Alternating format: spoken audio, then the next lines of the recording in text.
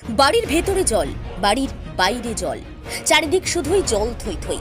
এ ছবি পুরসুরা ব্লকের সবথেকে নিচু গ্রাম যশারের। দুদিন ধরে টানা বৃষ্টি, তাতেই বিপর্যস্ত গোটা গ্রাম। বাচ্চাদের পড়াশোনা শিখে উঠেছে, রান্নার উনুনে জল, তাই রান্নাও বন্ধ। স্থানীয়দের অভিযোগ, প্রত্যেক বছরেই জল যন্ত্রণা সহ্য করতে হয়। বর্ষা এলেই চিন্তা বাড়ে।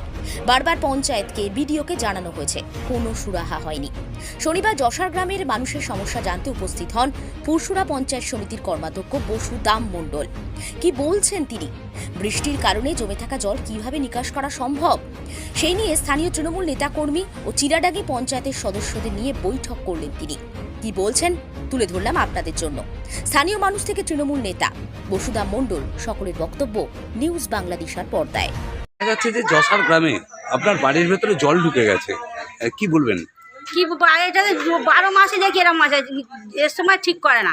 12 মাস জল, ঘর ভেঙে 3 বছর পরে রইলো, কিন্তু কিছুই দিল না। বলে বাড়ি দেবে লিখে নিয়ে গেল, ছবি তুলে নিয়ে গেল, কিছুই দিল না। 3 বছর ভেঙে পড়ে রইলো বাড়ি। মানে এই সামান্য দুদিনের বৃষ্টিতে একদম একবার জলে ভর্তি, বাড়িতে ঢোকা যাচ্ছে না।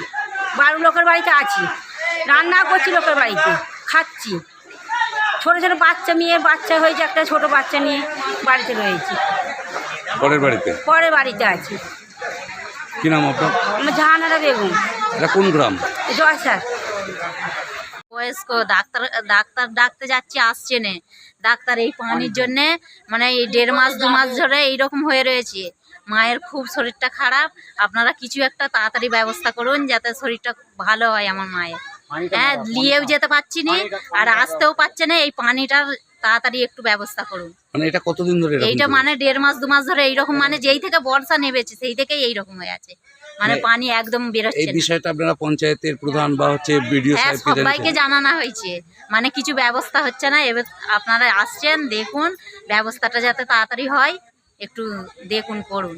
তবে আপনাদের যে স্কুলের ছেলেমেয়েরা কষ্ট করে যাচ্ছে, ভিজে ভিজে নিজেরা ওই কষ্ট করে দিয়ে আসছে। এই তো ওষুধ নিয়ে আসছি, কানে খুব যন্ত্রণা হচ্ছে, হ্যাঁ শরীর অসুস্থ, তাই নিয়ে ছেলেদেরকে ভিজে ভিজে দিয়ে আসছি।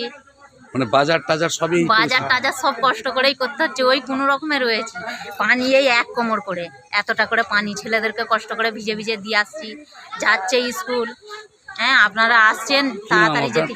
আমার তকদিরা বেগম। কোথায় গ্রামটা, কি নাম? গ্রাম গোপালদহ। বলছি চাচা, আপনাদের এই যে যশার গ্রামে দেখা যাচ্ছে যে প্রতি বছরই বর্ষার সময় খুব দুরূহ অবস্থা, জল জমে যায়, বাড়িতে জল উঠে যায়। জল উঠে যাচ্ছে, তো নিকিশি বেঁধে দিচ্ছে, নিকিশির ওপরে ঘর করছে। কেউ আপত্তি করেন, নিকিশি বেঁধে দিচ্ছে, কেউ আপত্তি করেন, বলতে গেলেই গালাগালি করছে। কেন নিকিশি কেন বাঁধবে কেন স্যার? আপনারা এই বিষয়টা পঞ্চায়েত বা বিডিও সাহেবকে জানিয়েছিলেন? না, জানানো হয়নি। এর আগে ক্যাবে এসেছিল, তারা কিছু ব্যবস্থা হয়নি। আবার এই ক্যাবে এসে কী ব্যবস্থা দিবে কি চাইছেন? চাইছি নিকিশি থাক ওখানে, নাকি পানি যাবার নিকিশি না থাকলে ঘর বাড়ি তো ডুবে যাবে।